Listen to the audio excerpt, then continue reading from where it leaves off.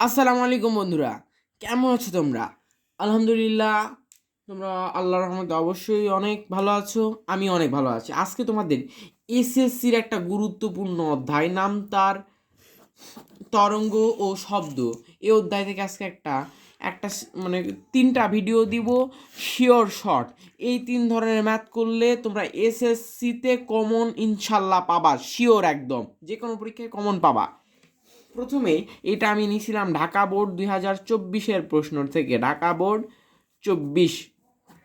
তো দেখো এখানে কি বলছে, একটি ছেলে, আচ্ছা দাঁড়াও, এটা পড়ার আগে তোমরা একটু ভালো মতো এটা কুয়া সম্পর্কে বলছে, তো একটু কুয়াটা ভাবো তো, চোখ বন্ধ করে একবার কুয়াটা ভালো মতো ভেবে নাও।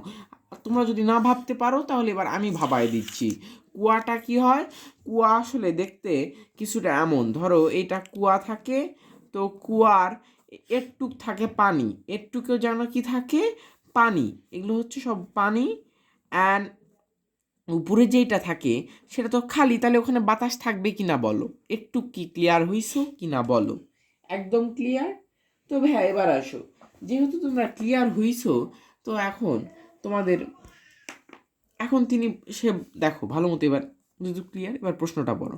একটি ছেলে আংশিক পানিপূর্ণ কুয়ার মুখে হাততালি দেওয়ার পর 0.12 সেকেন্ড ও 0.15 সেকেন্ড বা পরপর দুটি শব্দ শুনতে পেল। আচ্ছা দেখো, আচ্ছা তুমি একটু কমন সেন্স দিয়ে ভাবো তো ভাইয়া, যে প্রথমে যেই শব্দটা আসছে সেটা আগে বাধা পাইছে, তাহলে কুয়ার মুখে দাঁড়িয়ে থেকে ওই কথা বলছে, এরকম করে কুয়ার মুখে দাঁড়িয়ে থেকে কথা বলছে, তাহলে প্রথম বাধাটা কোথায় পাবে?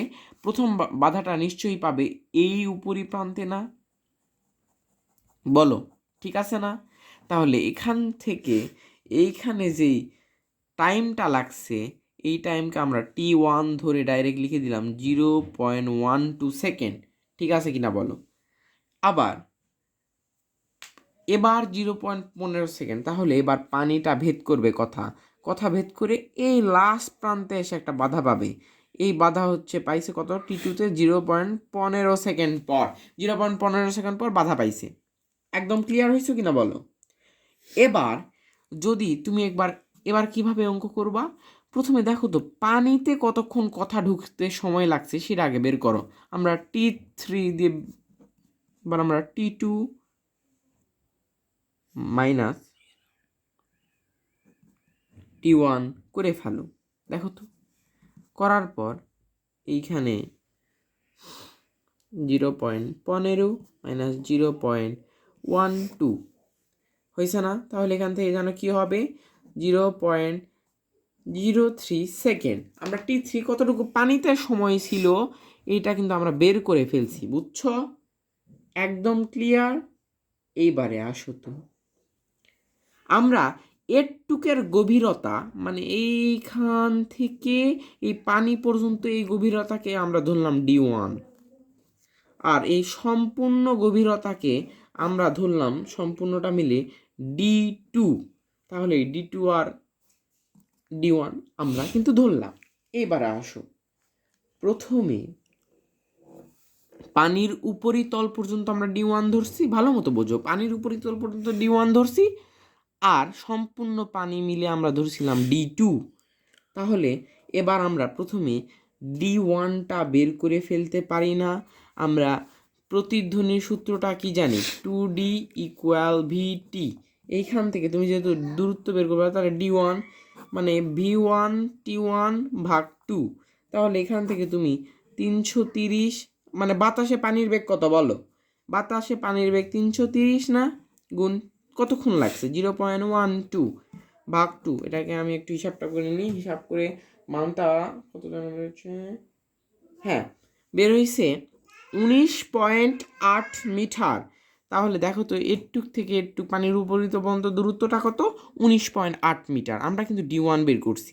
এইবারে ভাইয়া এখন দেখো তো, আমরা যদি D2, তুমি একবার ভালো মতো বোঝো, চোখ বন্ধ করে একবার আমার সাথে বিষয়টা ভাবো, যে তুমি কুয়াতে কি কি দেখতে পাও? কুয়ার মাঝখান বরাবর যদি তুমি কোনো মতে কাটতে পারো সামহাও, তাহলে কি দেখতে পাবা? একটা উপরে একটা পানির লেয়ার, উপরে বাতাসের লেয়ার আর নিচে পানির লেয়ার পাচ্ছ, তাই না? তাহলে ভাইয়া এবার ভাবো তো, আমরা যদি একটু মানে এই D2 - D1, ভালো মতো বোঝো, এই একটু বাতাস যোগ পানি যদি আমরা করতে পারি, বাতাস যোগ পানি, তাহলেই কি আমরা সম্পূর্ণ কুয়া পাবো কি পাবো না বলো? তাহলে আমরা কিন্তু বাতাস কটুকে এইটা বের করছি ভাইয়া, তাই না? এবার আমরা এখানে বের করব পানি। এইটাই হচ্ছে আসল স্টেপ। তুমি এইখানে প্রথমে বাতাসে কটুক আছে সেই দূরত্ব বের করবা, আর তারপর পানিতে কটুক আছে ওই দূরত্ব বের করবা, তাইলেই শেষ। তাহলে এবার পানিতে দূরত্ব কেমনে বের করবা ভাইয়া দেখো তো। পানিতে কি হবে, এই সম্পূর্ণটা কিন্তু আমরা D2 ধরছিলাম। তাহলে এখন আমরা D2 - D1, তাহলে কি আমরা একটু দূরত্ব পাবো কি না বলো? এটা ইকুয়াল কি লিখতে পারি? এটা যেহেতু এতখানি, তার মানে V2 হবে না বলো? V2 3, কারণ এটা হচ্ছে পানির ক্ষেত্রে, আমরা আগেই বের করছি পানির ক্ষেত্রে, ভাগ 2 হয়েছে।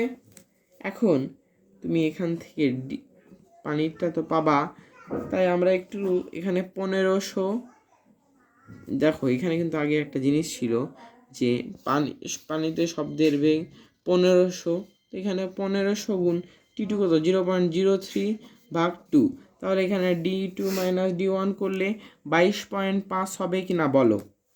হিসাব করলাম, হিসাব করে এটা আমি আগে হিসাব করছিলাম। আর তাহলে সম্পূর্ণ কুয়ার গভীরতা বলো।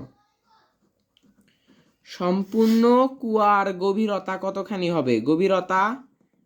গভীরতা তাহলে এই পানিতে যেটুকু আইছে এইটা আর বাতাসে যেটুকু আইছে এইটা যোগ কইরা দিলেই তো আমরা পাওয়া যাব নাকি বলো? 42.3 মিটার। এইটাই হচ্ছে সম্পূর্ণ কুয়ার গভীরতা। এবার আমার কাছ থেকে ভালো মতো আরেকবার বুঝে নাও। প্রথমে তোমরা কুয়াটাকে একটু ভাবো তো, কুয়ার উপরে বাতাস আর ভিতরে থাকে পানি, তাহলে ওই বাতাসের দূরত্ব আর পানির দূরত্ব দুইটা যোগ করলেই কি আমরা পেয়ে যাব না? এইটাই আমরা করছি। প্রথমে আমরা বাতাসেরটা কতখানি আছে সেটা বের করছি, তারপর পানিতে কতখানি আছে সেটা বের করছি, বের করার পর জাস্ট খালি যোগ করে দিছি, তাহলেই কাজ হয়ে গেছে।